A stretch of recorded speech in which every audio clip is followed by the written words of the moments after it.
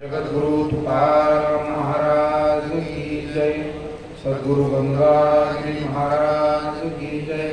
सद्गुरु नारायण गिरी महाराज की जय। वरद विनायक भगवान की जय। पवन सुत हनुमान की जय। सच्चिदानंद सद्गुरु साईनाथ महाराज की जय।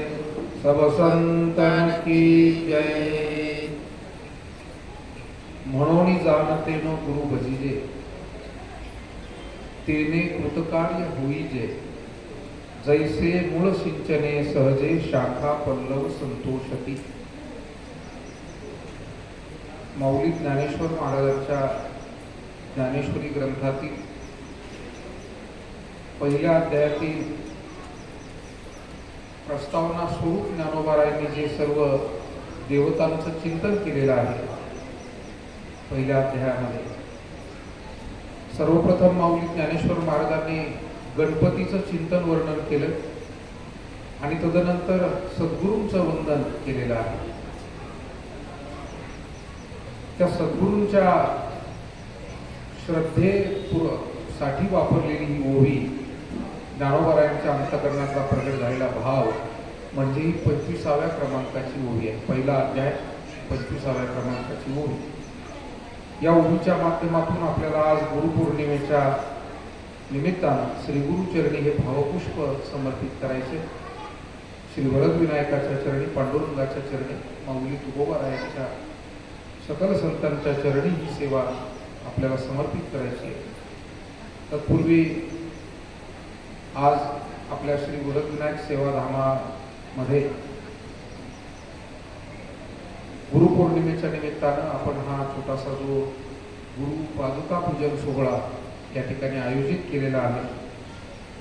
सकाळीच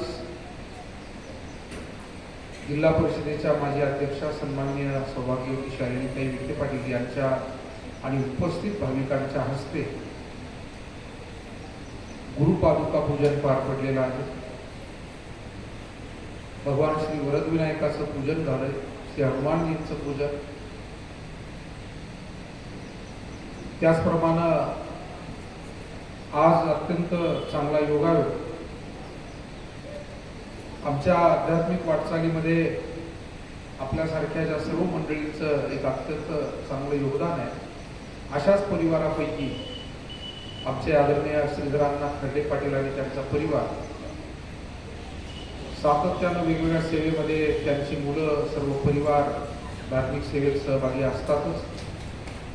आणि आज अण्णांचा वाढदिवस आणि 90व्या वर्षामध्ये, 89व्या वर्षातून 90व्या वर्षामध्ये ते पदार्पण करीत होते।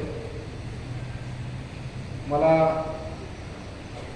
आदरणीय संजय भाऊ खर्डे पाटील, अनंता भाऊ, त्यांच्या परिवाराच्या वतीनं आमचे दत्तोबा थोरात साहेब या सगळ्यांनी फोन करून कल्पना दिली की गुरुपौर्णिमेच्या दिवशी अण्णांचं अभिष्ट चिंतन करायचे, तुम्हाला वेळ मिळेल का? त्यावेळेला हा कार्यक्रम घरीच करायचा असं त्यांच्या मनात असावं असं मला वाटतं। माझं काही फारसं सविस्तर बोलणं झालं नाही, परंतु छोटा कार्यक्रम घरी करायचा असं काहीतरी मनात होतं। त्यावेळेला मी त्यांना म्हणालो की गुरुपौर्णिमा आहे आणि आपल्या दोन्ही देवस्थानावरती दिवसभराचे कार्यक्रम आहे, मग आपण एक काम करूया ना, वरदविनायकाच्या पवित्र प्रांगणात जर अण्णांचा अभिष्ट चिंतन सोहळा झाला तर काय अडचण आहे? कुटुंबाला सगळा आनंद झाला आणि त्यांनी निर्णय घेतला आणि त्यानुसार आज अण्णांचा अभिष्ट चिंतन या ठिकाणी झालंय आणि गुरुपौर्णिमेच्या गुरुदर्शनाच्या निमित्ताने आपण या ठिकाणी जमलो। मी प्रवचनाला प्रारंभ करण्यापूर्वीच अण्णांना पुन्हा एकदा त्यांच्या उर्वरित जे आयुष्य आहे ते अत्यंत निरोगी आणि अशाच पद्धतीनं समर्थपणानं त्यांनी पूर्ण करावं। 90व्या वर्षात ते जातात। मला आपल्याला आश्चर्य सांगायचे की ते आजही गाडी चालवतात, अजून चारचाकी गाडी स्वतः ते गेली 50 वर्ष त्यांना गाडी चालवण्याची आवड, त्या पद्धतीचं कामही त्यांच्या मागे होतं, ते आजही गाडी चालवत आहेत। बरोबर आहे ना ताई? अजूनही चालवत। तेव्हा अशा पद्धतीनं त्यांचं हे आयुष्य सुंदर ते राहिलेलं आहे। मुलं, सुना, नातवंड, मुली आणि सगळा परिवार किंवा त्यांचे मेहुणे इंगळे पाटील या ठिकाणी बसलेले आहेत, आरडगावून आलेले. त्यांच्या भगिनी आमच्या इंगळेताई, ज्या ज्ञानेश्वरीच्या अभ्यासक आहेत, उपासक आहेत. अनेक ज्ञानेश्वरी पारायणाचे सोहळे त्यांच्या मार्गदर्शनाखाली आमच्या राहुरी तालुक्यात आणि परिसरामध्ये होत असतात. त्या अण्णांच्या धाकट्या भगिनी आहेत. तेव्हा असा हा सगळा एक आदर्श चांगला परिवार आहे. मी त्यांचा अभिष्ट चिंतन या निमित्तानं करतो. आजच्या या प्रवचनाच्या निमित्तानं आवर्जून उपस्थित राहिलेले आमचे आदरणीय महाराज मंडळी, हरिभक्तीपरायण नामदेव शास्त्री महाराज जाधव, हरिभक्तीपरायण बाबा महाराज मोरे, हरिभक्तीपरायण भारत महाराज धावणे, त्याचप्रमाणे हरिभक्तीपरायण आमचे विलास महाराज. या भूमीचं भूमिदान त्यांनी केल्यामुळे खऱ्या अर्थानं वरद विनायकाचं हे सेवाधाम या ठिकाणी साकारलं. आणि ज्या साकारण्यामागे ज्यांची मूळ संकल्पना आणि मोठं योगदान ते हरिभक्तीपरायण कचरू पाटील, निर्मळ नाना, त्यांचा संपूर्ण परिवार, आवर्जून या ठिकाणी उपस्थित राहिलेले आमचे परमस्नेही आणि ट्रक सोसायटीचे संचालक हरिभक्तीपरायण भगवान पाटील इलक. हरिभक्तीपरायण यासाठी म्हणतो की ते सतत परमार्थातच आहे, त्या सेवेत आहेत, त्यामुळे ते त्यांच्यासाठी उपयुक्त आहे. दुसरे आमचे हरिभक्तीपरायण आदरणीय नामदेवराव शिंदे सर, त्याचं सुद्धा कार्य सुरेगाव हे मूळ गाव असलं, लोणीत ते राहत असले तरी दोन्ही ठिकाणी सेवा त्यांच्या माध्यमातून होत राहते. या निमित्तानं आमचे सुखदेव पाटील, त्याच्यासोबत आलेली सर्व मंडळी, त्याचप्रमाणे आमचे कणपुरी येथील परमस्नेही हरिभक्तीपरायण रावसाहेब पाटील पवार, हरिभक्तीपरायण विष्णू पाटील डांगे, ज्यांनी आपण काल परवा सुरू केलेली जी विद्यार्थ्यांसाठीची अन्नदान योजना आहे, त्या अन्नदान योजनेमध्ये सुद्धा सहभाग घेतलेला आहे. त्यांनाही मी धन्यवाद देतो. खैरी निमगावची सर्व मंडळी, या निमित्तानं आत्ताच उपस्थित झालेले दवणगावची सर्व मंडळी, अण्णा पाटील आहेत, दादा पाटील आहेत, आपल्या गणेश सहकारी साखर कारखान्याचे जनरल मॅनेजर सन्माननीय बागडे साहेब, या निमित्तानं आवर्जून उपस्थित राहिलेले जी आपल्या तालुका काँग्रेस कमिटीचे माजी अध्यक्ष सन्माननीय बाबासाहेब पाटील डांगे, या निमित्तानं उपस्थित आपल्या वरद विनायक परिवारातील सर्व मान्यवर, समोर बसलेले आमचे काळवागे पाटील असतील, लासुरे पाटील असतील, आदरणीय शिवाजी नाना मगर, या बाजूला आमचे प्राचार्य आहेर सर, विलास भाऊ थोरात, संदीप भाऊ थोरात, आमचे सहकारी बेंद्रे सर, प्रमोदजी विखे, त्याचप्रमाणे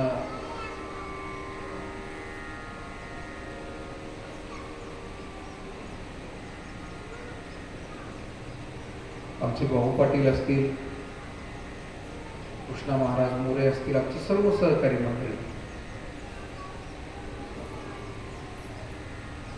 आपल्या सर्वांच्या उपस्थितीमध्ये आज हा गुरुपूजन सोहळा पार पडत असताना खरं म्हणजे गुरुपौर्णिमा म्हणजे नेमकं काय हे पहिल्यांदा आपण समजावून घेणं महत्वाचं आहे.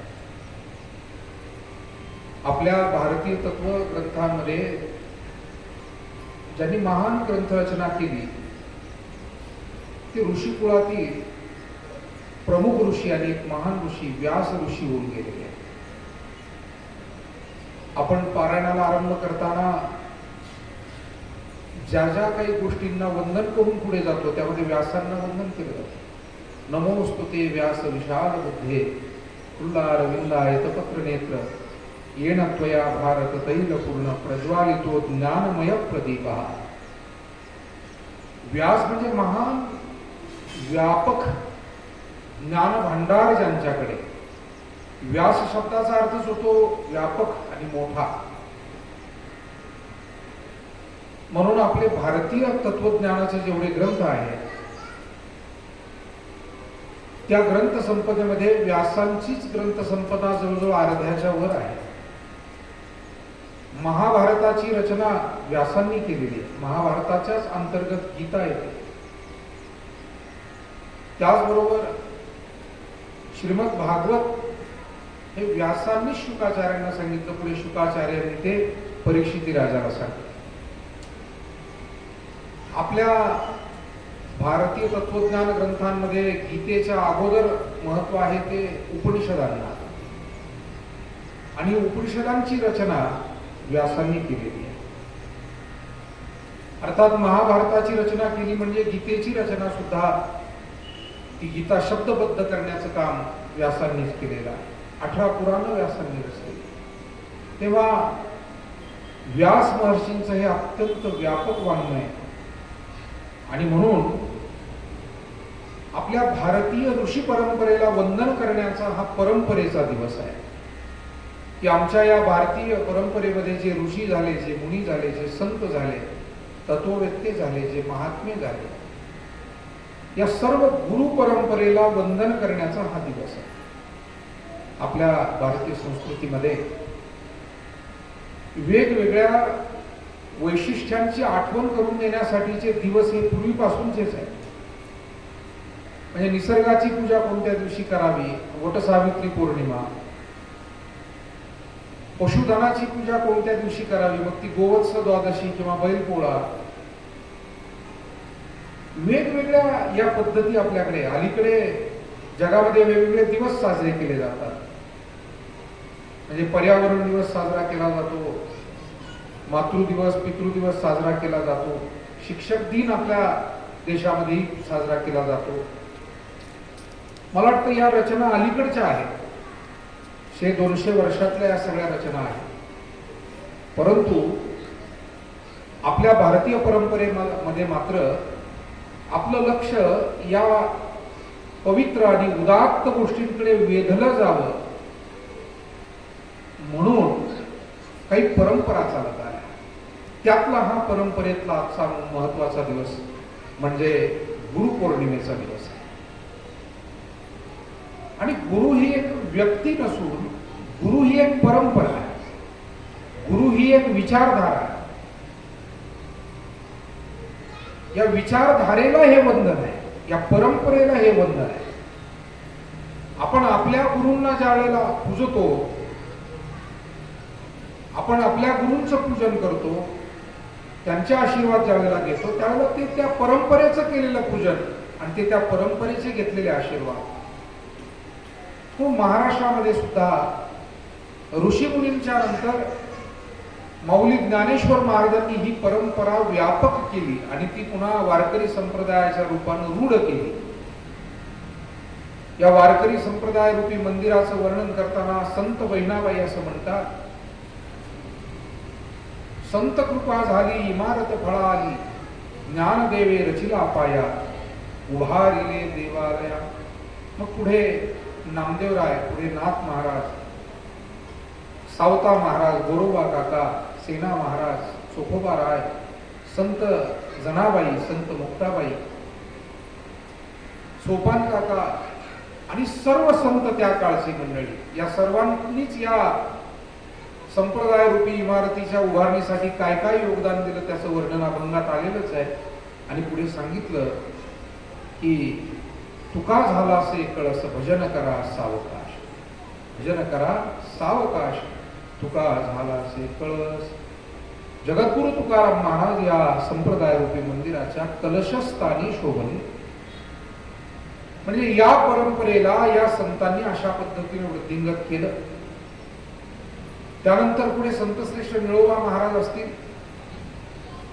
निळोबारायांच्या नंतर, बहिणाबाईंच्या नंतर महाराष्ट्रामध्ये अनेक काही फडकरी वारकरी परंपरा त्यांनी हा ज्ञानोबा तुकोबारायांचा आणि महाराष्ट्राचा वारकरी पंथाचा हा परमार्थ पुढे चालवण्यासाठी मोठं योगदान दिलं. त्यामध्ये जगद्गुरु तुकोबारायांच्या घराण्यातील, ज्याला आपण दिहुकर परंपरा म्हणतो, त्या दिहुकर परंपरेचं योगदानही फार मोठं. तुकाराम महाराजांचे चिरंजीव संत नारायण महाराज यांनी पहिला पालखी सोहळा काढला. तुकाराम महाराजांच्या पादुका आणि माऊलींच्या पादुका या दोन्ही घेऊन नारायण महाराज हे पहिल्यांदा पंढरीला गेले. आता मतमतांतर त्यामध्ये आहे, परंतु हा इतिहास आहे. नंतर पुढे हैबत बाबा त्यामध्ये सहभागी झाले. आरफळकर मंडळी पुढे सहभागी झाली, पुढे आजरेकर त्या परंपरेमध्ये सहभागी झाले, वास्कर मंडळी जुनी आहे. वास्करांचा पण हा जवळजवळ 250 वर्षाचा 300 वर्षाची परंपरा सांगणार आहे. आणि असे फडकरी मटकरी मंडळी भजन करू लागले, पंढरीला आळंदीला जाऊ लागले, गावोगाव भजन सुरू झालं. कुठे कोणी महत्वाचे त्या काळचे जे साधू संत होते ते अधूनमधून कीर्तनही करायचे. आता काळ मी आपल्याला जो आपल्या पुढे मांडतोय हा 250-300 वर्षापूर्वीचा काळ सांगतो. त्या काळात ना दळणवळणाची काही साधनं ना अन्य काही साधनं, त्यामुळे कीर्तनही फार नसायची, क्वचित कीर्तन व्हायची. जगद्गुरु तुकाराम महाराजांच्या नंतर सुद्धा संप्रदायामध्ये कीर्तन करणारे फडकरी मटकरी मोजकी मंडळी होती. मग परमार्थ केला याचा तो मूळ भजनाच्याच अंगाने, भजन आणि अन्नदान इथून या वारकरी संप्रदायाच्या सेवेची सुरुवात झाली. ही गंगोत्री आहे, म्हणजे गंगेचा हा भक्ती गंगेचा वारकरी पंथाच्या सेवेचा हा उगम झालेला आहे. म्हणून तुकाराम महाराजांना भजन हा संप्रदायाचा पाया वाटतो. महाराज म्हणतात, तुका म्हणे येथे भजन प्रमाण काय थोरपण जाळावे ते. आज आपल्या गुरुपौर्णिमेच्या कार्यक्रमाची सुरुवात सुद्धा भजनाने झाली. आमचे भारत महाराज होते, आमचे सुर्वे सर, महाराज मंडळी आमची होती, निंबाळकर सर आली होती, आणि आमच्या डोकेताईंनी सुद्धा छान अभंग म्हटला. त्यांनी सुद्धा भजनात एक सेवा दिली, त्यांचंही मी अभिनंदन करतो. आमच्या दयाभाऊच्या सौभाग्यवती आमच्या भगिनी डोकेताई.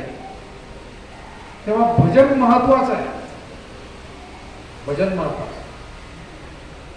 सुरुवातीला भजनच व्हायचे, गावोगाव सप्ताह व्हायचे. म्हणजे काय व्हायचं तर दिंड्या एकमेकाच्या शेजारच्या गावच्या यायच्या, मग या दिंडीचा भजनाचा अभंग, त्या दिंडीचा भजनाचा अभंग, मंदिरापुढे रात्रभर जागर व्हायचे. दुसऱ्या दिवशी सकाळी मग पुन्हा भजन व्हायचं, काला व्हायचा.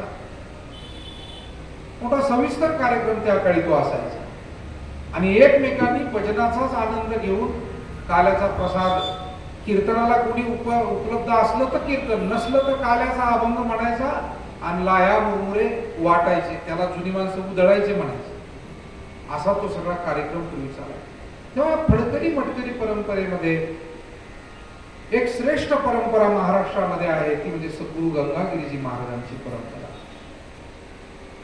सद्गुरु गंगागिरीजी महाराजांनी सुद्धा त्या काळाला साजेसा भोळे बाबडे लोक गावागावामध्ये एकत्र करून अखंड भजनाचे सप्ताह सुरू केले. अखंड भजन, अखंड म्हणजे पंचमीला सुरू केलं की द्वादशीलाच समाप्ती.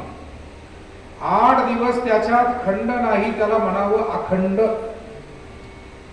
आता आमच्या सप्ताहामध्ये अखंड हा शब्द छापतो आम्ही पत्रिकेत, पण अखंड आता नाही. आता ते शब्दशः अखंड राहिलेलं नाही. आम्हाला पारायण करता करता सुद्धा भूक लागली की पारायण थांबवावं लागतं, मध्येच नाश्ता करावा लागतो. आता करू नये असं माझं मत थोडंसं आहे. आता शरीर आहे, शरीराच्या मर्यादा आहे, ते सगळं करावंच लागतं, पण अखंड काही होत नाही. हे अखंड भजन गंगागिरीजी महाराजांनी, माणसं बदलायची पण भजन थांबत नव्हतं. म्हणजे प्रहरा बदलायचा, प्रहरेतरी बदलायचे. एक गोष्ट मात्र आजही संप्रदायानं सुरू ठेवलेली आहे, आणि ती म्हणजे त्या भजनाचं नामस्मरणाचं प्रतीक म्हणून जो विणा उभा केला जातो, आणि त्या विण्याच्या रूपानं सप्ताह आजही अखंड आहेतच. विणा अखंड चालतो. त्या विण्यावरचा जो प्रहरेकरी आहे तो अखंड नामस्मरणाची सेवा ती सुरू ठेवतो. आणि त्याच्यामुळे गंगागिरीजी महाराज त्या काळामध्ये गावात जायचे.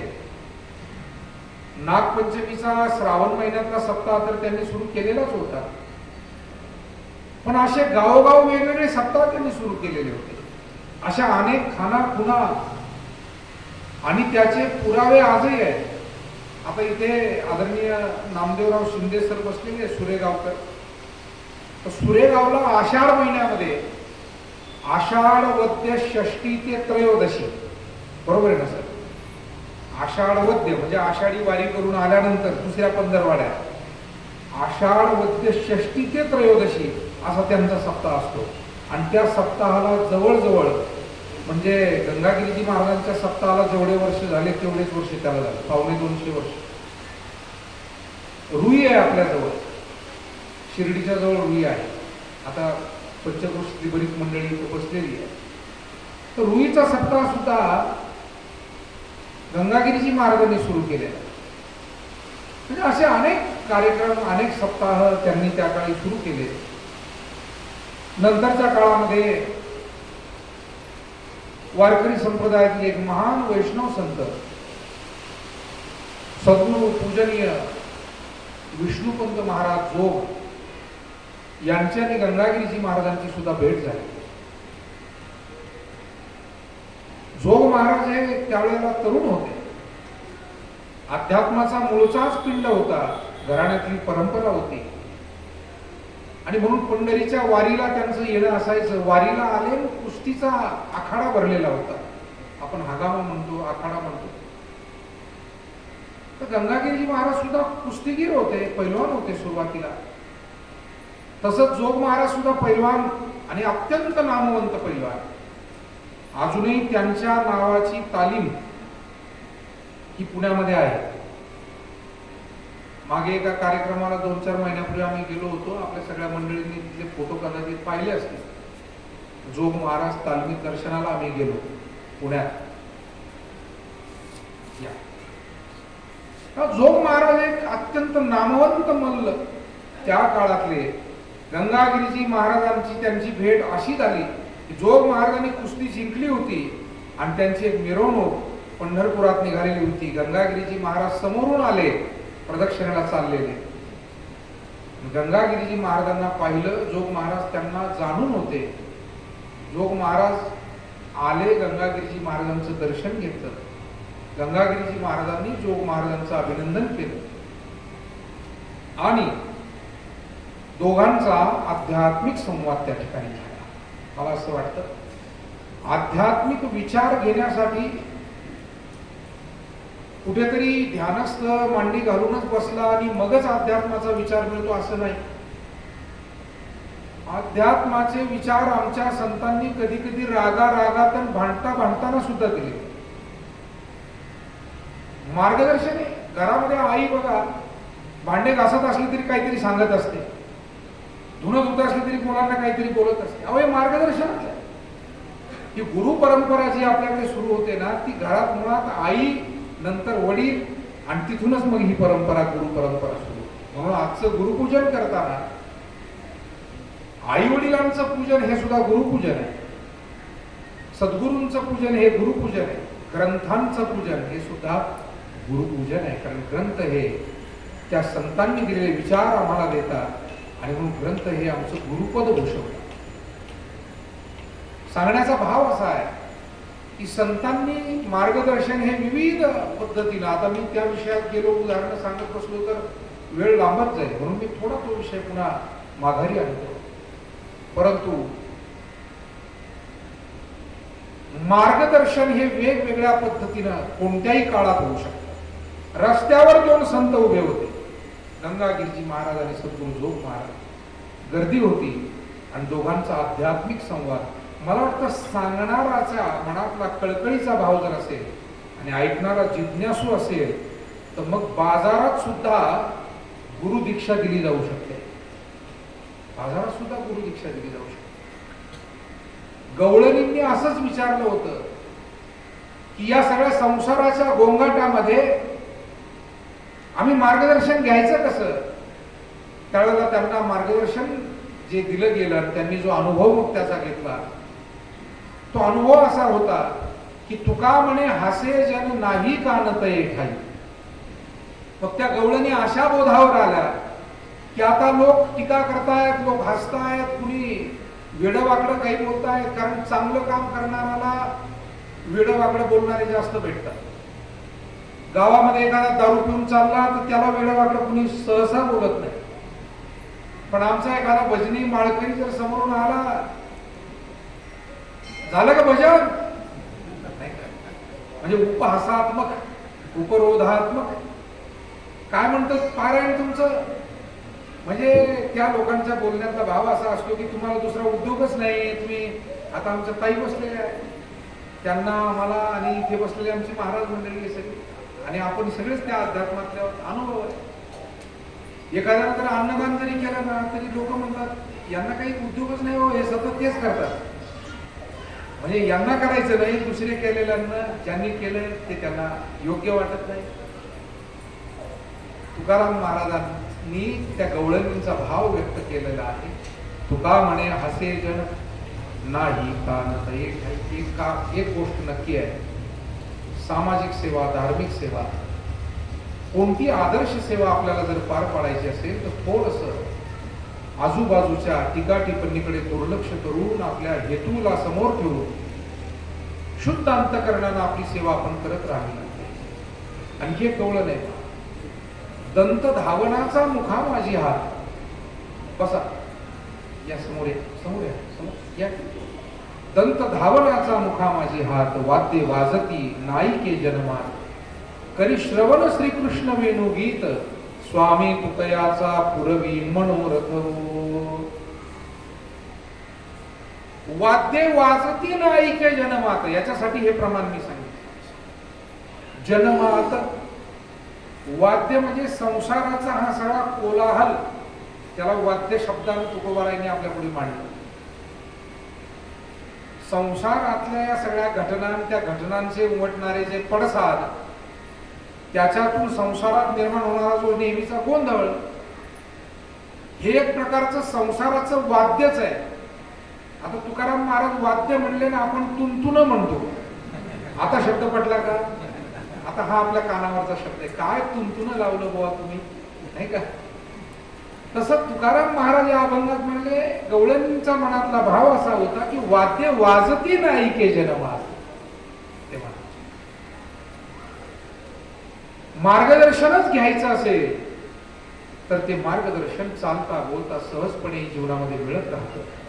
आणि मग सद्गुरू गंगागिरीजी महाराजांनी जोग महाराजांना सांगितलं, विष्णुबुवा मोठी चांगली सेवा आहे तुमची, तुमच्या हातून फार मोठं कार्य व्हायचं.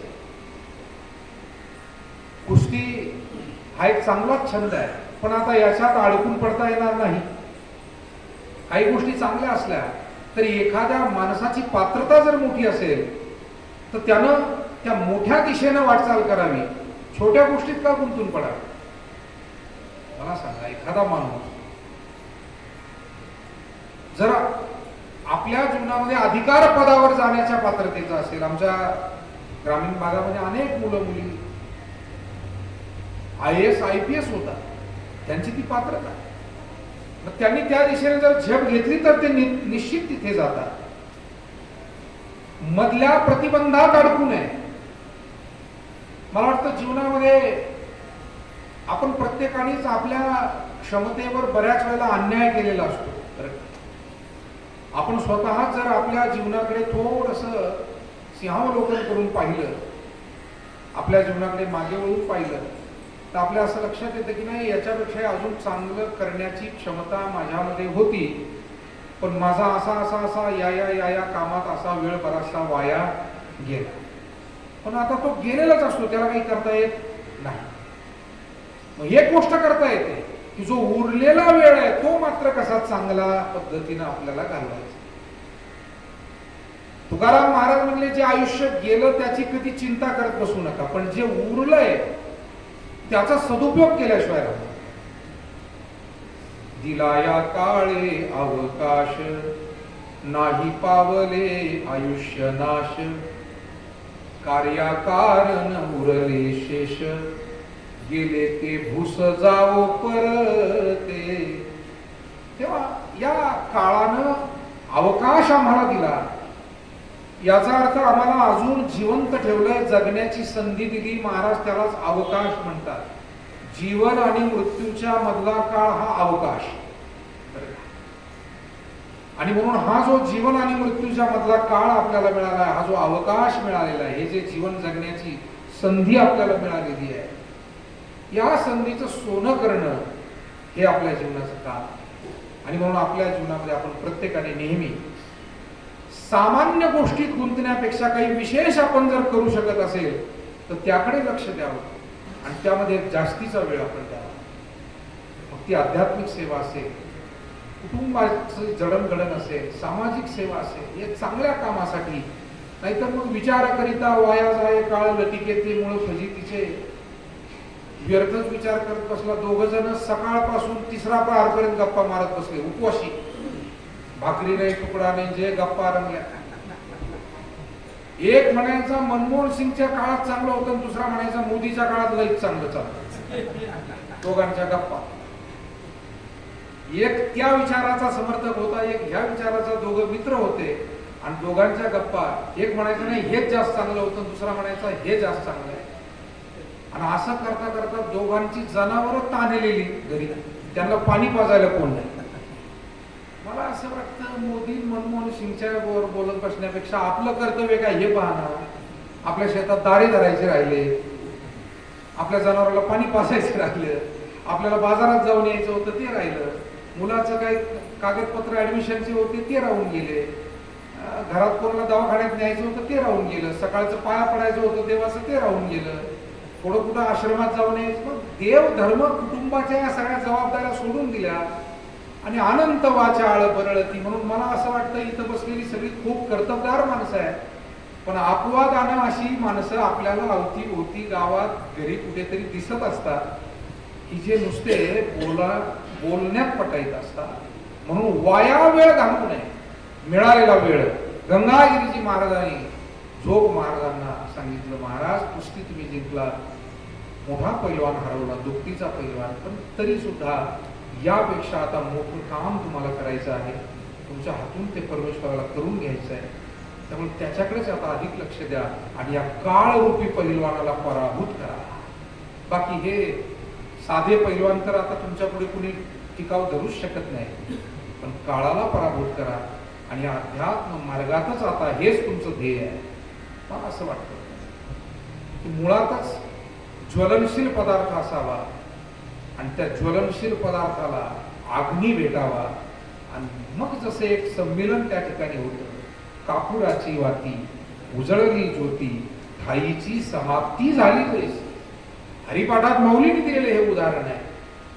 कापूर असावा त्याला अग्नी मिळाला की मग जसा तो लखलखून पेटतो आणि पेटून संपल्यानंतर पुन्हा काहीही पुन्हा शिल्लक राहत नाही. तसं योग्य गुरु भेटावे आणि शिष्यही अधिकारी भेटावे आणि मग असं काही मार्गदर्शन त्यांनी घ्यावं की पुन्हा जीवदशेच्या रूपाने शिल्लकच राहू नये. ठाईची समाप्ती झाली जशी त्या ठिकाणीच ती जीवदशा संपून जावी आणि हे गुरुच्या साधूच्या बोधातून घडत असतं. आणि म्हणून साधूचा बोध काय करतो तर बोध दिला मज संगाती मार्ग दाविला नीट. भ्रांती हे समूळ गेली. जोपर्यंत गुरु भेट नाही तोपर्यंत काही अज्ञान काही भ्रांती शिल्लक राहतेच, काहीतरी प्रतिबंध शिल्लक राहतो. नामदेव महाराजांना पांडुरंग परमात्म्याचा सगुण साक्षात्कार झालेला होता. म्हणजे मूर्तीतून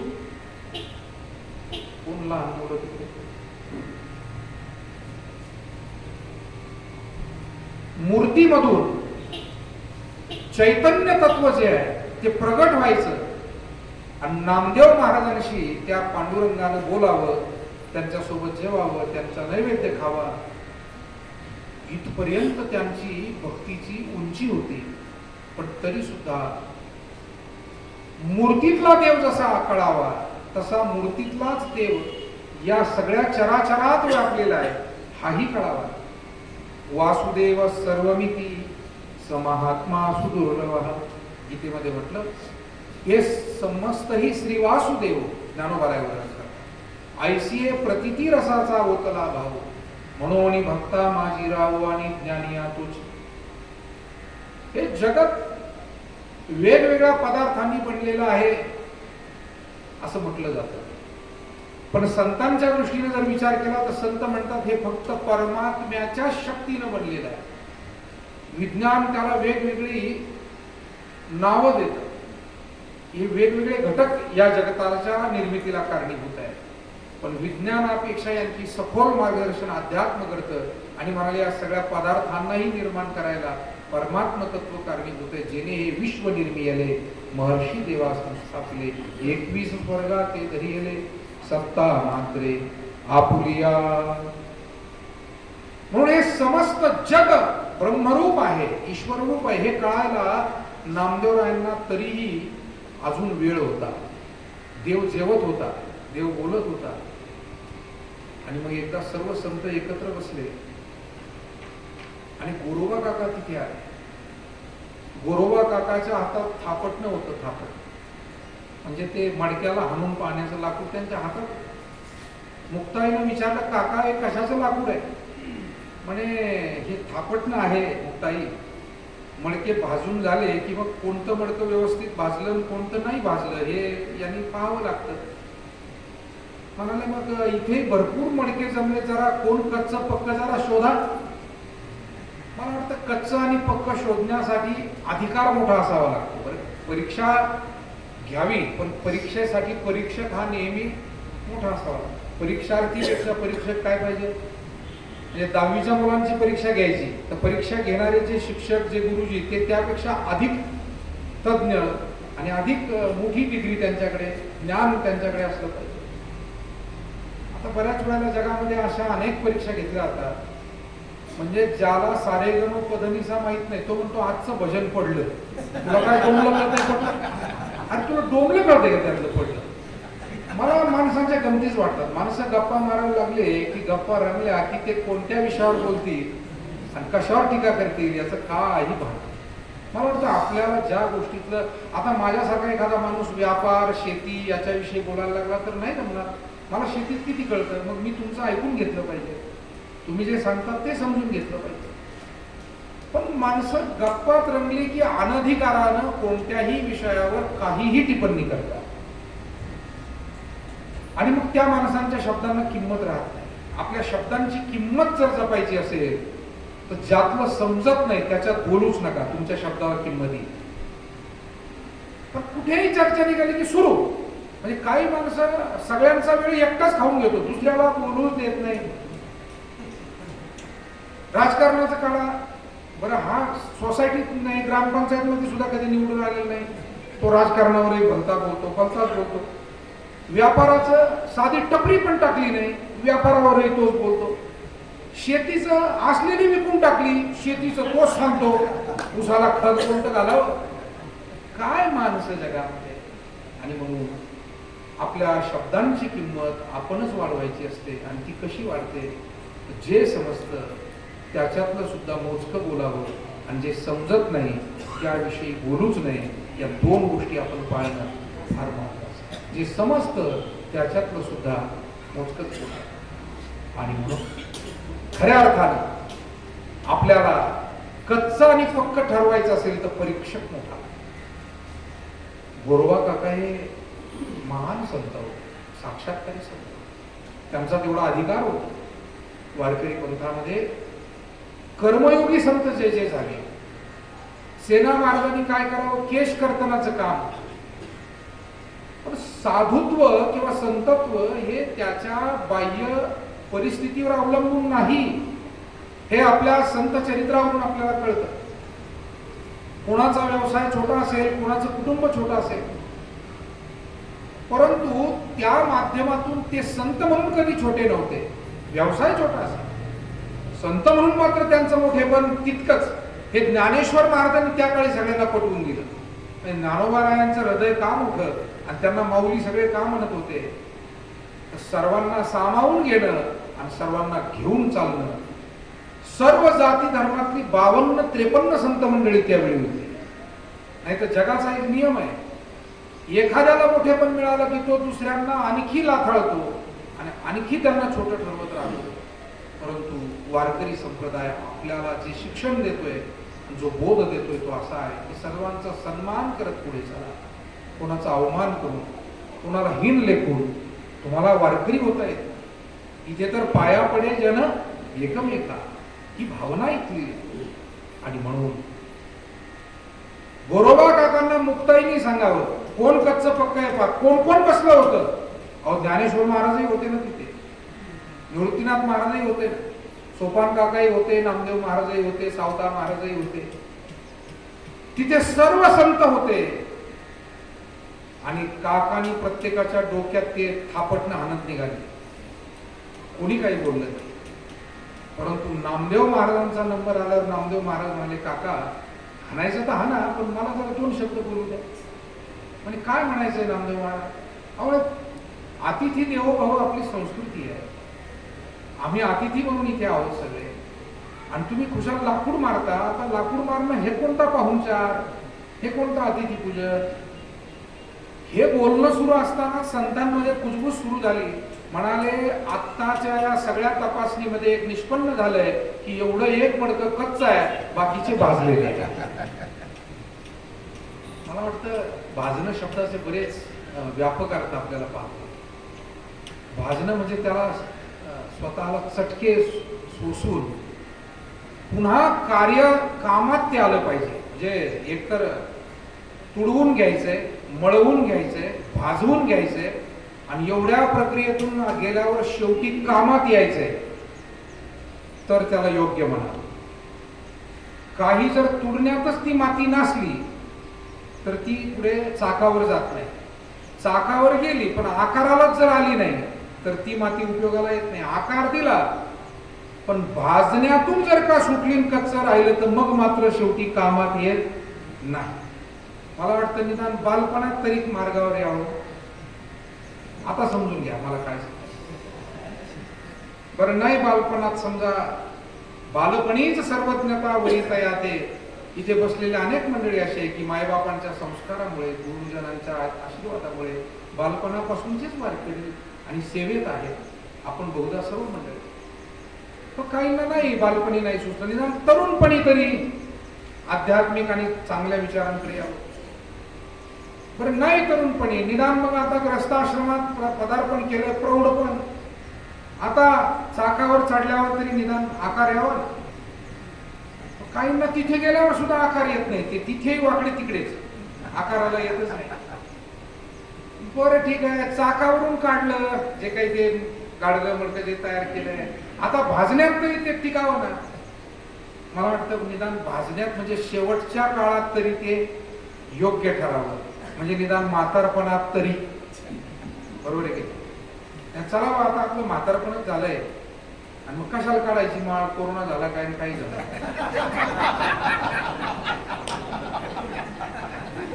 नाही बुवा. माणसं इथं सगळी चांगली माणसं बसलेली, मला इथल्या विषयी काय बोलायचं. परंतु मोठा विचित्र प्रकार या मागच्या काळामध्ये मला वाटतंय पा काही ज्या त्या विचारधारा आहे. पण याचा अर्थ असा आहे का शाकाहारी झाला म्हणजे त्याला प्रतिकार शक्तीच नसते असं, मग तो शाकाहाराचा अपमान होतो. जसं मांसाहाराची माणसं त्याचं समर्थन करतात तर ठीक आहे, त्यांचं म्हणणं ते मांडत राहते. पण शाकाहारी माणसांनी लगेच काय गुडघे टेकावे का? त्यांचं म्हणणं मांडलं म्हणजे आपण हा तुम्ही म्हणता तेच करायचं. याला काय अर्थ आहे? विचार म्हणजे असे सक्षम पाहिजे दोन्ही बाजूला. ते जर रेटून सांगतील तर आपणही रेटून सांगितलं पाहिजे. आपण भांडण थोडं करायचंय, पण आपला विचार आपण लावून धरला पाहिजे. आणि तो आहेच ना, त्यात खोटं काय. तेव्हा निदान म्हातारपणी तरी भाजल्यावर तरी कामात यावं. आणि त्याही वेळेला जर कामात नाही आलं मग मात्र त्याचा उपयोग होत नाही, ते फेकूनच द्यावं लागतं. मला वाटतं हे आयुष्य जर फेकून द्यायचं नसेल तर ते भाजण्याच्या प्रक्रियेपर्यंत त्याचा कच्चेपणा कुठे राहू नये. आणि तो कच्चेपणा राहू नये म्हणजे आईवडिलाच्या सेवेत कमी पडू नये, समाजाच्या सेवेत कमी पडू नये, देवधर्मात कमी पडू नये, माणुसकीत कमी पडू नये, अन्नदानात कमी पडू नये. आपल्या जीवनात ज्या ज्या जबाबदाऱ्या आहेत त्या योग्य रीतीनं सांभाळत जीवन पुढे गेलं की ते भाजलं, ते परिपक्व झालं. सर्व संत म्हणाले एकच मडकं कच्चं आहे. का कच्चं आहे म्हणाले? अजून गुरु केला नाही म्हणून. नामदेव महाराजांना कच्चं ठरवलं आणि मग पांडुरंगाकडे आले, खेद प्रकट केला, रडू लागले नामदेव महाराज. देवा, सगळ्या संतांच्या पंक्तीमध्ये माझा अपमान झाला रे देवा. तू माझ्या हाताने नैवेद्य खातो, मी काही लहान भक्त आहे आणि एवढं माझं श्रेष्ठत्व असताना हे मला कमी लेखताय. आणि नामदेवा, मी तुझ्या हाताने नैवेद्य खातो हे खरं आहे, मूर्तीतल्या देवाची तू सेवा करतो हे खरं आहे, पण या सगळ्या जीवमात्रामध्ये तोच देव भरलेला आहे. अजून हे तुला समजून घ्यायचंय, हा साक्षात्कार तुला करून घ्यायचा आहे आणि त्यासाठी गुरुपद प्राप्त करावं लागेल. मग कुठे जाऊ देवा? म्हणाले तू जा अवघ्या नागनाथाला जा, तिथे तुला गुरु भेटतील. एवढंच देवानं सांगितलं. नामदेव महाराज पंढरपुरातून अवघ्या नागनाथाकडे आले. वारकरी पंथ आणि आमचे संत असं मार्गदर्शन करतात की तुम्ही एकदम देवाकडे गेलात आणि देव भेट झाली तरी सुद्धा जोपर्यंत संत भेट आणि गुरु भेट होत नाही तोपर्यंत ती देव भेट अपूर्ण आहे, हा संदेश या कथेतला आहे. गेल्या अवघ्या नागनाथाला पुढची कथा आपल्याला माहिती आहे. एक वृद्ध एक चांगला अत्यंत वृद्ध झालेला महात्मा, पण तो महादेवाच्या पिंडीवर पाय ठेवून झोपलेला. नामदेवरायांना म्हटलं कोण म्हातारा मनुष्य आहे देवाच्या पिंडीवर पाय?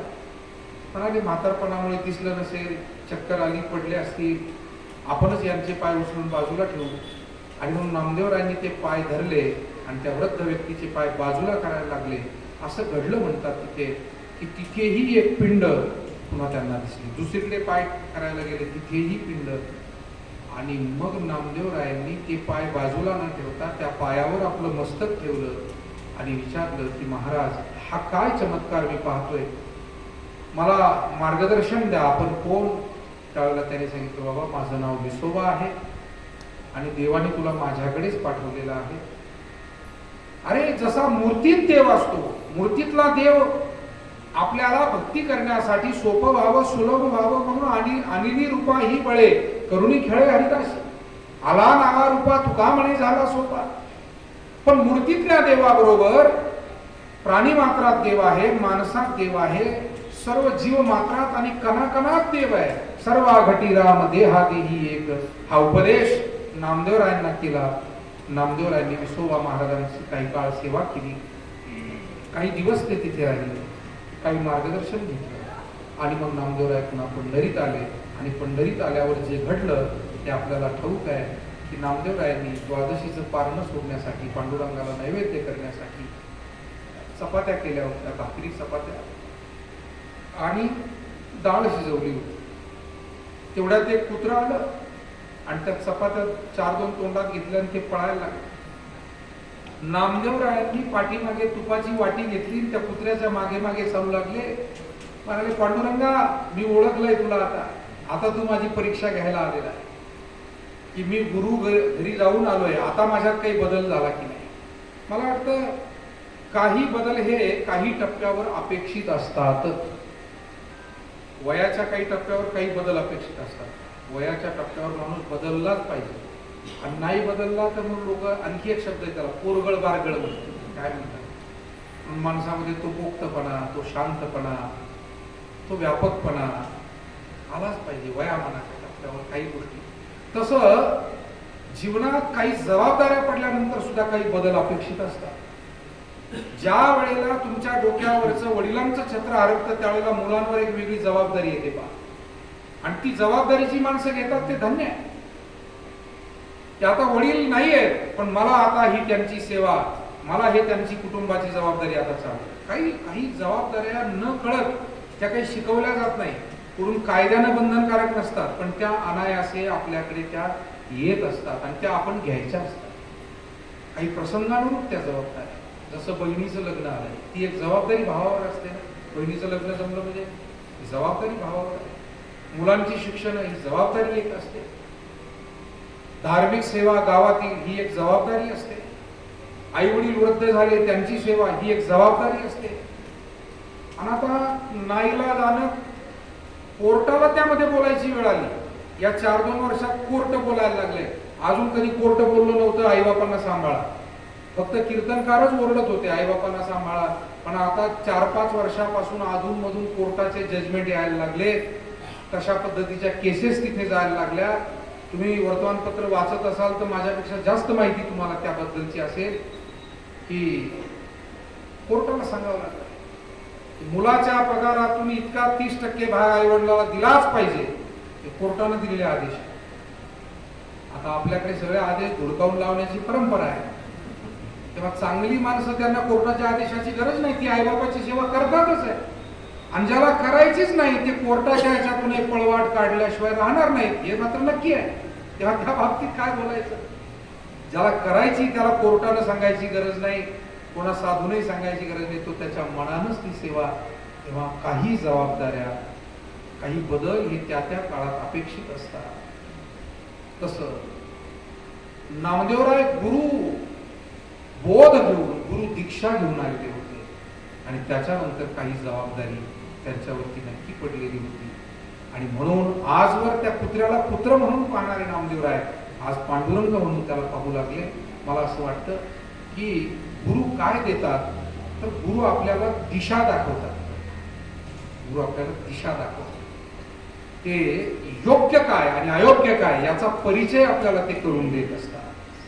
म्हणून साधारण गोष्टी आपल्याला जगातून कुठूनही मिळते, पण जीवनाची दिशा आपल्याला सद्गुरूंच्या पासून मिळते. गुरु दाविली या वाटा, येवोनी विवेक तीर्थ तटा, धुवोनी मळकटा बुद्धीचा जेणे. बुद्धीतला मळ तो गुरुच्या उपदेशानं, ग्रंथाच्या चिंतनानं, वाचनानं, चांगल्या गोष्टीच्या श्रवणानं, चांगल्या लोकांमध्ये बसून चर्चा केल्यानं बुद्धीचा मळ जातो. मला जर नव्या पिढीतल्या कोणा पोरांनी विचारलं की बुद्धीचा मळ कसा घालवायचा महाराज, मी त्याचे उपाय आपल्याला सांगितले. ग्रंथ वाचा, बुद्धीचा मळ जाईल. रोज हरिपाठ वाचा, हनुमान चालिसेचं वाचन करा, ज्ञानेश्वरीच्या काही ओव्या वाचा, तुम्हाला जे आवडेल ते, तुकोबारायांचे काही अभंग वाचा. नामस्मरण काही वेळ, थोडा वेळ करा, थोडा वेळ ध्यान करा, जे तुम्हाला आवडतंय ते करा. बुद्धीचा मळ निघून जातो आणि बुद्धीचा मळ निघून गेला की मग आपल्याला जगात चांगलं दिसू लागतं. मग पशु हा पशु दिसत नाही, तर पशु हा देव दिसू लागतो. हा बुद्धीचा मळ गेल्याचं लक्षात आहे. नाही तर आम्हाला माणसात गाढव दिसतं, मग आता काय म्हणायचं.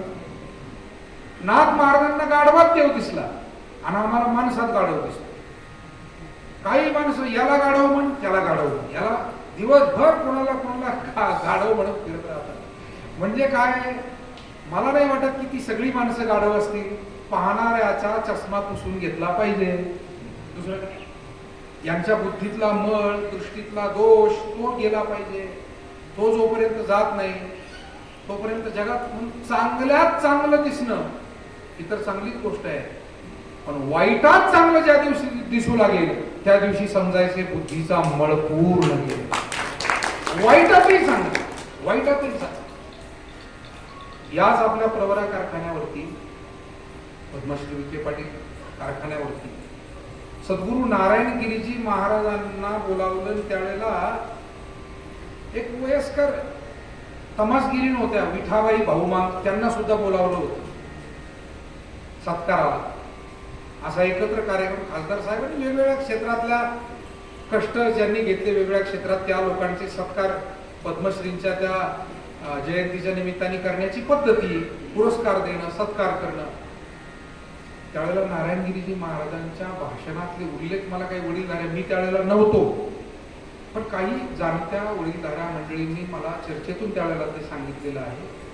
नारायणगिरीजी महाराजांनी अत्यंत आदरपूर्वक त्या विठाबाई भाऊमांग यांचा सुद्धा उल्लेख केला. नाही तर एखादी साधू म्हटले असते की आता या तमासगिरीत बसल्या, मी त्यांचं नाव कशाला घेऊ.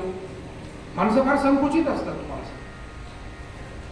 हल्ली आदरणीय व्यक्तीतही आदर पाहण्याची पद्धती राहिलेली नाही. माणसांच्या डोक्यामध्ये सतत विषय, विचार, आणि मग त्या दृष्टीनं पाहत राहतात, त्या दृष्टीनं सतत चिंतन तेच चाललेलं असतं. आपल्याकडे सहज म्हणे जैसी दृष्टी वैसी सृष्टी.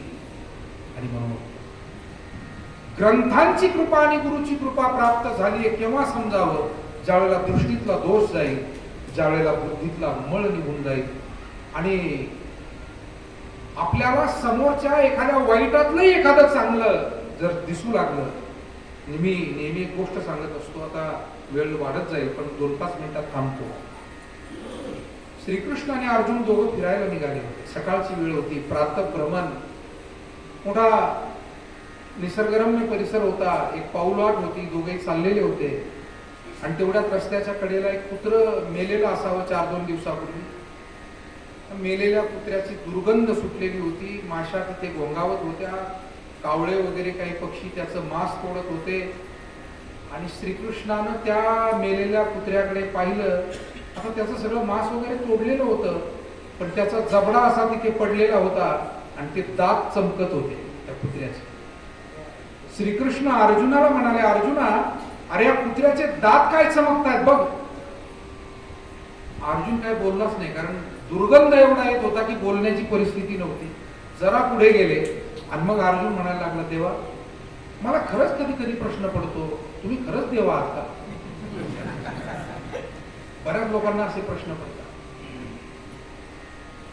परंतु ती पात्रता जोपर्यंत समजून घेण्याची येत नाही तोपर्यंत ते प्रश्न पडतच नाही. आणि म्हणून तुम्ही देव आहात का? देव म्हणले, मी कुठं तुला म्हटलं कधी मी देव आहे? तू माझा सखा आहे, मी तुझा एक सखा आहे. सखेती मत्वा प्रसवमी उत्तम, हे कृष्ण हे यादव हे सखे अजानता महिमानंत वेदम मया प्रमादात प्रणय. पुढे अर्जुनाने कबूल केलेलं आहे विश्वरूप पाहिल्यानंतर, की तुला मित्र म्हणून आतापर्यंत मेहुणा म्हणून पाहिलं, मित्र म्हणून पाहिलं, द्वारकेचा राजा म्हणून पाहिलं. अर्जुन म्हणला, देवा अहो मेलेलं कुत्र ते, दुर्गंध येतोय, आणि काय म्हणे त्याचे दात शुभ्र आहे. श्रीकृष्णानं एकाच वाक्यात उत्तर दिलं, म्हणजे अर्जुना त्या कुत्र्याचे दात शुभ्र आहेत एवढंच मी म्हटलं, मला ते दात शुभ्र दिसले म्हणून मी म्हटलं सडलेला भाग पाहण्याची माझी सवय नाही.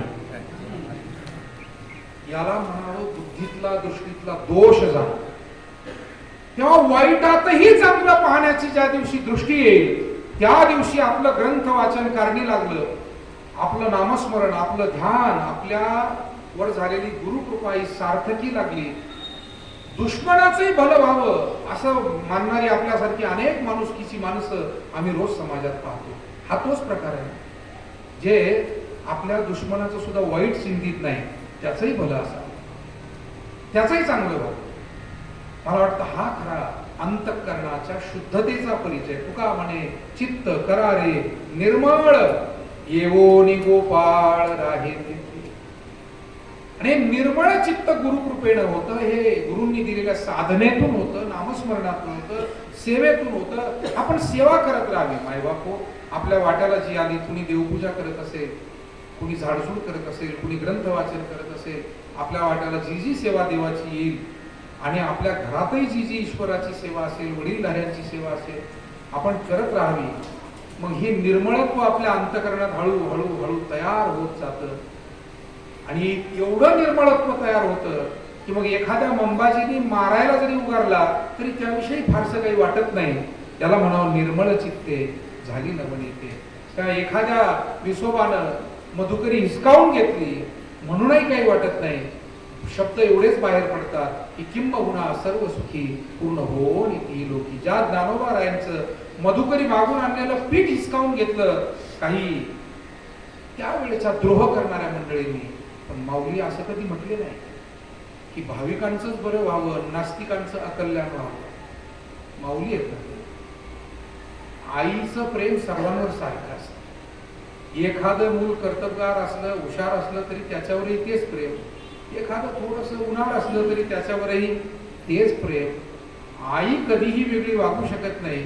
एका आईला एक पोरगं भांडायला लागलं, म्हणलं आई तू पक्षपाती आहे, ते एवढं नालायकपणा करतंय माझा धाकटा भाऊ, त्यात मात्र तू त्याचं सतत आठवण करत राहत, आणि मग काय उपयोग आहे माझं चांगलं वागणं. आईनं सांगितलं, बाबा तुला हे मी का वागते हे समजण्यासाठी तुला नाही समजणार, तुझ्याशी बोलण्यात काही अर्थ नाही, पण मी पांडुरंगाला एवढीच विनंती करते की पुढच्या जन्मी तुला आईचा जन्म मिळावा, मग तुला हे कळेल, मग तुला हे कळेल, त्याशिवाय नाही कळेल. तर माऊली माऊली आहे, कोणाचं वाईट व्हावं ते म्हटलेच नाही. जे खळांची व्यंकटी सांडो तया सत्कर्मी रती वाढो, भूता परस्परे पडो मैत्र जीवांची. बऱ्याच साधू महात्म्यांचं चरित्र असं आहे, त्या साधू महात्म्यांना कळत होतं कोण आपली अवहेलना करत आहे, कोण आपली निंदा करत आहे, पण त्या साधूंनी कधी त्याविषयी वाच्यता केलीच नाही. आम्ही सद्गुरू नारायणजी महाराजांच्या चरणाजवळ काही दिवस अल्प स्वल्प सेवा करण्याच्या निमित्तानं राहिलो. महाराजांना माहिती असायचं कोण माणसं आपल्याविषयी वेळ वाकडं बोलत आहेत. प्रत्येकाने असं म्हटलं नाही. माणसं आली की ते म्हणजे पोरो अरे चहा करा रे, अरे जेवून जा. मला वाटतं हेच शिक्षण आहे ना, हाच खरा बोध आहे ना. आणि समाजातली मोठी माणसं अजूनही असंच वागतात, सोडून देतात. जे काही असेल ते सोडावंच लागतं, त्याशिवाय आपलं मोठेपण मग काय उपयोगाचं. आणि म्हणून खऱ्या अर्थानं जो काही दोष बुद्धीतला आहे ते घालवण्याचं काम गुरु करतात. गुरु दावी दिया वाटा एवढे विवेक तीर्थका थोनी मळकटा बुद्धीचा. नामदेवरायांनी कुत्र्यातही देव पाहिला आणि पांडुरंग प्रगट झाले. मला असं वाटतं हाच बोध आपल्याला आपल्या जीवनामध्ये घ्यायचा आहे. आणि अशा गुरूंनी हा बोध दिलेला असल्यामुळे त्या गुरूंच्या चरणाजवळ राहिलं की सर्व काही होतंय हेच ज्ञानोबारायांनी ते सांगायचे. ज्ञानोबाराय म्हणतात म्हणूनच एवढं सगळं त्या गुरु मार्गदर्शनातून गुरु सहवासातून मिळत असल्यामुळे मनोनी एवढं सगळं अगोदर आहे. मग मनोनी जाणते नो गुरु बसीचे, अर्थात जाणते वान मग गुरुला बजा. अजाणतेपणात गुरुला बजा तर मग काही होईल. म्हणजे कैक माणसं अशी आहेत, अशीही मला काही साधू संत वडीलधाऱ्या मंडळींच्या जवळ बोलत बसत असताना काही अनुभव असे सांगितले. म्हणाले महाराज अमक्या ठिकाणी गेलो नाही म्हणून त्या माणसाने शिव्या दिल्या आम्हाला येऊन. आमचा शिष्य आम्हाला येऊन शिव्या दिल्या. हसून सांगत होते ते आमचा शिष्य आम्हाला येऊन शिव्या दिल्या. का दिल्या? पण त्याच्या कार्यक्रमाला जाता नाही. आता कार्यक्रम एका दिवशी 50 असतात, 10 असतात, 100 असतात. शिष्याचं शिष्यत्व हे आहे की माझ्या गुरूंचं माझ्यावर एवढं प्रेम ते नाही आले तरी त्यांचा अंतःकरणाने आशीर्वाद मला पोचलेलाच आहे. मला असं वाटतं हे मोठं पण आई वडिलांवर जर खरं प्रेम आपलं असेल तर माणूस म्हणतो तुम्ही त्रास घेऊ नका, आम्ही तिथपर्यंत येतो. याला म्हणावं खरा मुलगा आई वडिलांकडे. अजाणतेपणानेही सेवा होऊ शकते, पण ती सेवा पोहोचेल की नाही, त्याचा फळ मिळेल की नाही सांगता येत नाही. अजाणतेपणाचा काही उपयोग होणार नाही.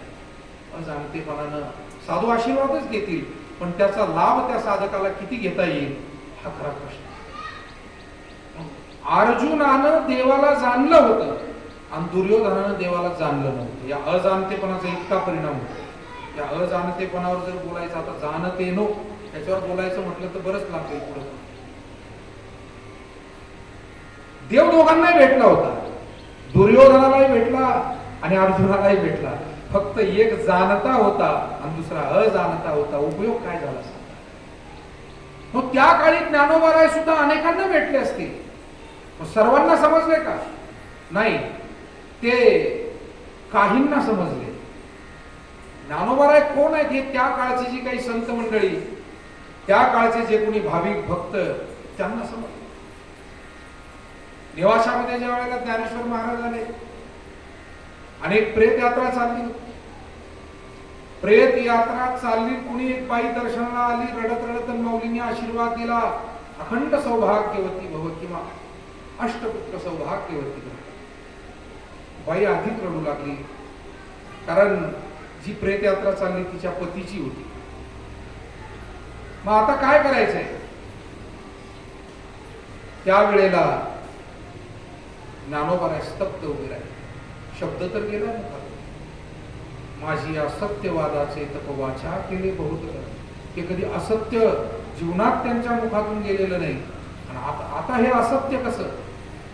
मग सांगितलं थांबवा प्रेत यात्रा. काय नाव आहे पतीचं? सच्चिदानंद बाबा. ज्ञानोबारायांनी फक्त त्यांना हाक मारली आणि एक अद्भुत गोष्ट घडली. सच्चिदानंद सच्चिदानंद तटतटा तुटती बंद. ते प्रेत उठून बसलं. चमत्कार घडला. लोक आश्चर्यचकित झाले.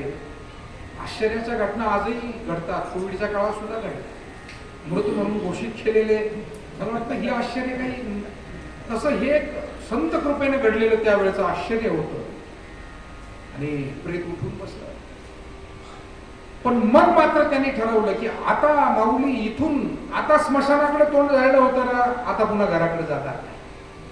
मला सांगा किती लोक असा विचार करू शकतात? मला खात्री आहे इथे बसलेल्यापैकी माझ्यासह अनेक जण आपण मृत्यूच्या दाढेतून अनेक वेळेला वाचलो. प्रवासात सुद्धा अरे अरे अरे अरे म्हणता म्हणता गाडी बाजूला निघून जाते, माणूस वाचतो. बरेच प्रसंग येतात. एखादा झोपेतच अंगावर येतो, एखादा पिऊनच अंगावर येतो, एखादा टायरच फुटतो. अनेक प्रसंग. कुणी पाण्यात बुडताना वाचलाय, कुणी आगीत जळताना वाचलाय. अहो नाही, तुम्ही म्हणाल नाही नाही आमच्या जीवनात काहीच घडलं नाही. कोरोनातून नाही वाचले. आता बोला. आता प्रत्येकाला म्हणावं लागेल, होय आमच्यातले अनेक आपतेष्ट गेले, आम्हाला त्याचं दुःख आहे, पण आम्ही वाचलो हे सत्य आहे. मग आम्ही वाचलोय तरी आम्ही कुठं विचार करतोय की काय करायचंय नेमकं आता उरलेल्या आयुष्यात, हा खरा प्रश्न आहे. आणि तो विचार ज्याच्या मनात येईल तो भाग्यवान, तो खरा संत कृपा त्याच्यावर झाली. तेव्हा सच्चिदानंद बाबांनी जाणलंय आपल्या समोर एवढे साधू महान आहेत, आणि या मृत्यूतून आपण आता त्यांच्या कृपेनं वाचलोय. उरले ते हरी तुम्हा समर्पण, आता मात्र माघारी नाही. आणि आयुष्य त्यांच्या म्हणून जाणते जे आहेत ना ते भजतात, आणि अजाणते आहेत ना ते मात्र साधू जीवनाला त्रस्त करत असतात. अजाणतेपणानं जवळी काही उपयोगाची नाही, अजाणतेपणानं ती सेवाही काही उपयोगाची नाही. जाणतेपणा भावपूर्वक आपल्याला थोडी सेवा करावी, ईश्वराची सेवा, संतांची सेवा, समाजाचीही सेवा, राष्ट्राचीही सेवा. पण ती जाणतेपणानं जर का केली तर त्याचं विशेष समाधान, विशेष पद म्हणून जाणते नो गुरु भजिजे तेने कृतकार्य होईजे. तर तुमच्या जीवनातील जे काही योग्य, कृत म्हणजे जे करण्यायोग्य आहे, आणि अकृत म्हणजे जे करू नये, जे निषिद्ध कार्य आहे ते तर करूच नाही, पण जे योग्य कार्य आहे ते सुद्धा सफल कधी होईल, आपल्या हातून योग्य कार्य सफल कधी होतील. गुरुची सेवा, गुरुचा आशीर्वाद, आणि जैसे मूळ सिंचने सहजे शाखा पल्लव संतोषती.